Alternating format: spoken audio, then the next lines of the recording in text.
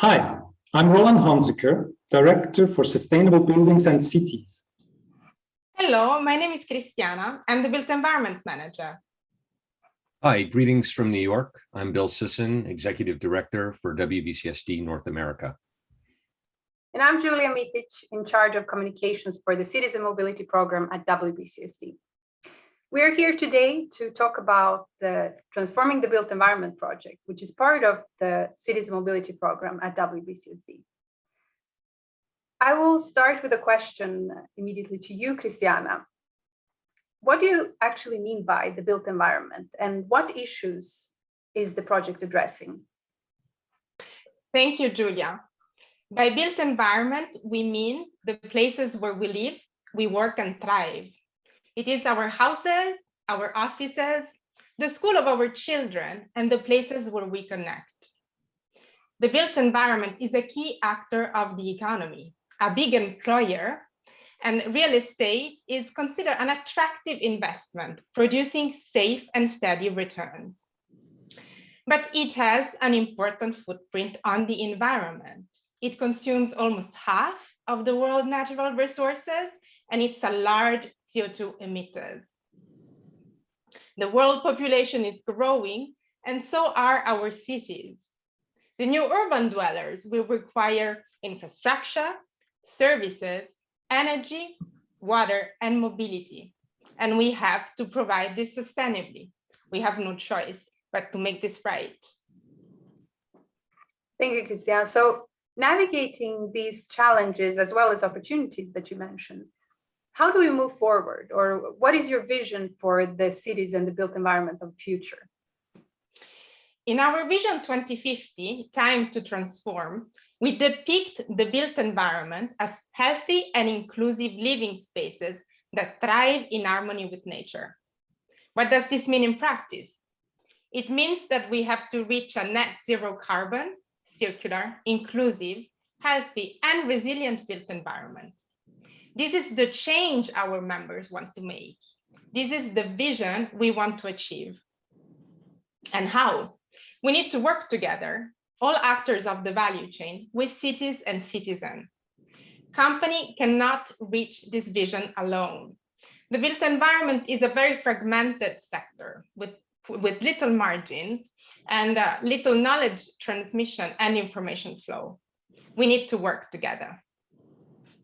Thank you, Cristiana. It is indeed essential that we work together towards a common goal.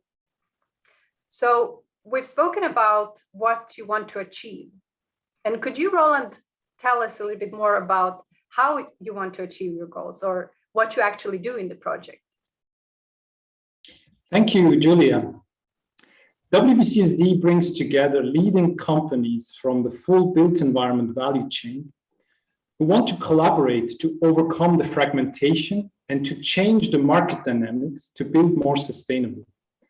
This includes material manufacturers, design firms, construction companies, real estate developers, investors, and occupiers.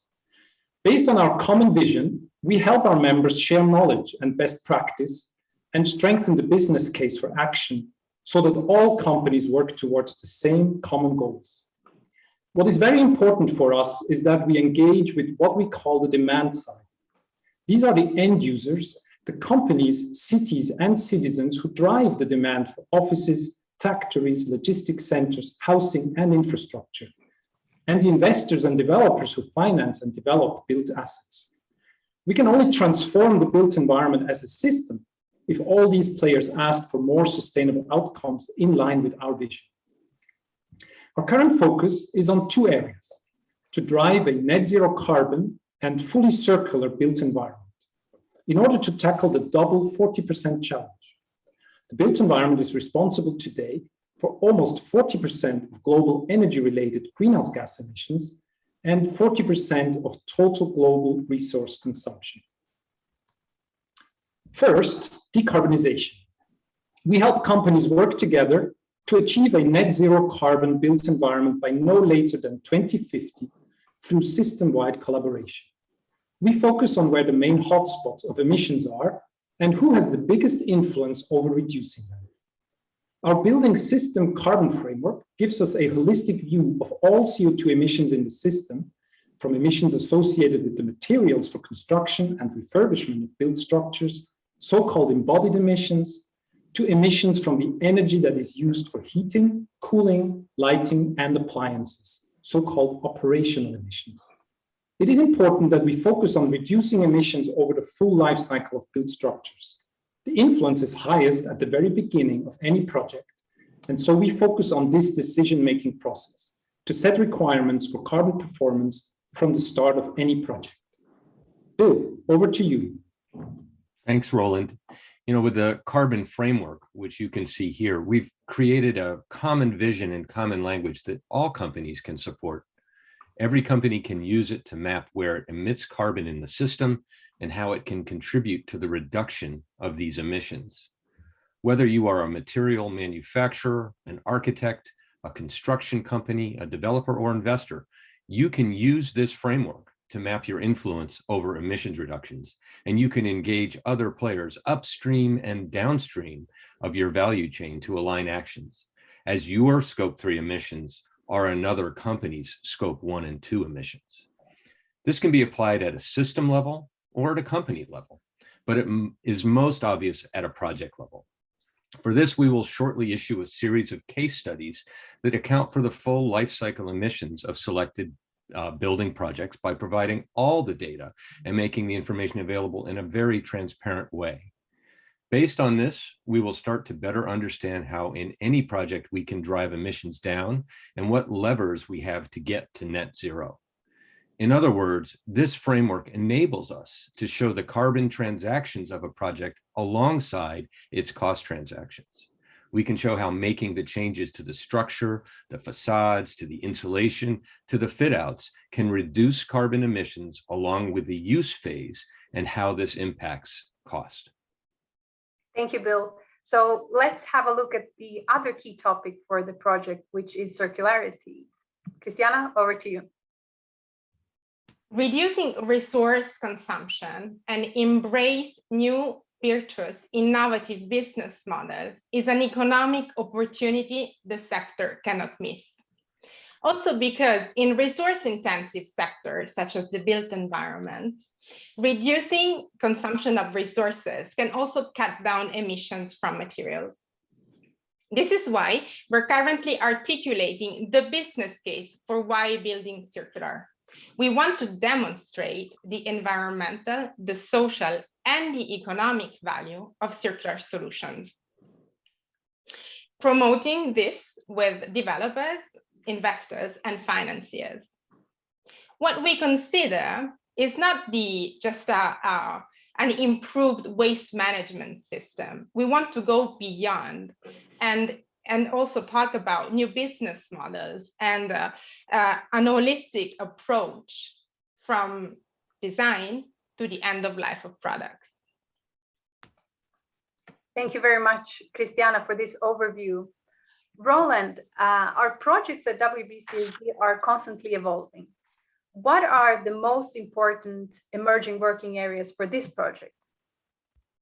Yes, thank you, Julia. We're starting to explore how we integrate a full life cycle perspective on impacts of the built environment on nature. Our carbon framework can help us here to identify the key hotspots with regards to nature, biodiversity, water, etc., and map them along the full value chain.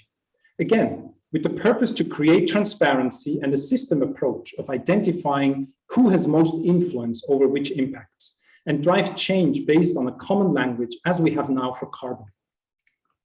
In line with our Vision 2050 transformation thinking, we are tackling some of the key enablers for the change to happen: digitalization, finance, policy, and mindset shifts.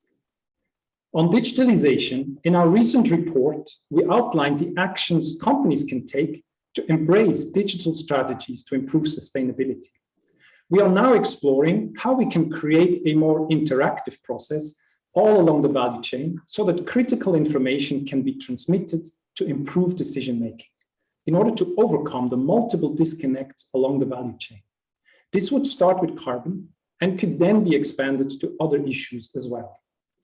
On finance, We help investors, asset managers, and lenders understand how they can set requirements in their investment portfolios that support the transition to a net zero and circular built environment. This will help them to fulfill their commitments to the Paris Agreement and enhance the long-term risk-adjusted returns of their investments. The influence investors can have on changing the built environment cannot be underestimated. Through the real estate development process, for which they provide the capital, but also through their investment in hard-to-abate material sectors, such as cement, steel, etc. When we look at investor influence, we have to look carefully at how to deal with risk and project delivery along the value chain. But it all starts with clear requirements that are set out from the very beginning. Let's come back to policy and mindset shift in a moment. Thank you, Roland. Christiana, a question for you. What makes this project unique, and why are companies joining you? This project is unique in the sense that we bring together all actors of the value chain, from investors, developers, to users, providing a safe space for discussion, exchanging knowledge, and developing guidance and tools that help to move the needle. Our members often say that they are a coalition of the willing. They want to drive this change together, collaboratively. They want to overcome this barrier and unlock the potential of working together. And we are not working on this alone, Roland. So could you talk a little bit more about how we partner with other organizations to increase the impact of our work? Yes. Two examples of how we partner for system transformation are the City Business Climate Alliance, our partnership with C40 and CDP, and the Global Alliance for Buildings and Construction, an umbrella network that brings together many other organizations such as the World Green Building Council, UNEP, the International Energy Agency, over 20 governments, and many other groups. Together, we have created a common global voice in order to move in the same direction. Governments, investors, business, and cities, we sign up to the same agenda, and we help each other and learn from each other. True market transformation will only happen once cities, investors, and regulators set the same requirements for all projects happening in a certain market. So we need to work in unison, and engaging with Global ABC and the City Business Climate Alliance allows us to achieve that. That's right, Roland. And speaking for various geographic regions, we're also forming key alliances with other partners, notably here in North America, where we are joining forces with the New Buildings Institute and their collective impact group to drive a common framework for net zero carbon outcomes. This group brings together several organizations representing key stakeholders on the demand side of the built environment, such as developers, investors, and the building owners. And in Asia, we're exploring to work more closely with authorities and companies in a few key target markets, such as Hong Kong, Singapore, and others, to drive more transparency on emissions data from the supply chain as a way for large developers in those markets to tackle their Scope 3 emissions in order to fulfill their science-based climate targets. Thank you, Bill, and thank you, Roland. So coming back to Vision 2050, which you, Christiana, mentioned earlier in our discussion, how is our work relevant for all 200 WBCSD members, and how can they engage? All WBCSD members use space.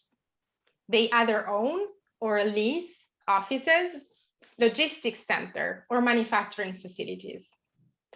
Many of them have realized that their corporate real estate assets can play a major role in achieving their sustainability targets and commitments. And they have realized that this is important to align with their company culture, increasing employee well-being and satisfaction. If all our members would follow the same path and commit and demand a sustainable built environment, this would drive a major change in the market. The COVID-19 pandemic is giving us an unprecedented opportunity to strategically rethink the way we use our space. Let's do it sustainably together. That's so right, Christiana. The built environment is an agenda for all companies, and it creates benefits in terms of lowering costs, increasing productivity, and maybe most importantly, you'll create proud employees who take the change also into their daily lives.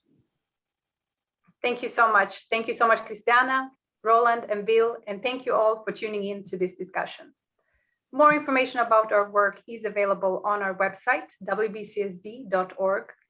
And as a last message to all companies that build, design, own, rent, or invest in buildings, I invite you all to join us in transforming the built environment. It's time to transform. It's time to transform. It's time to transform.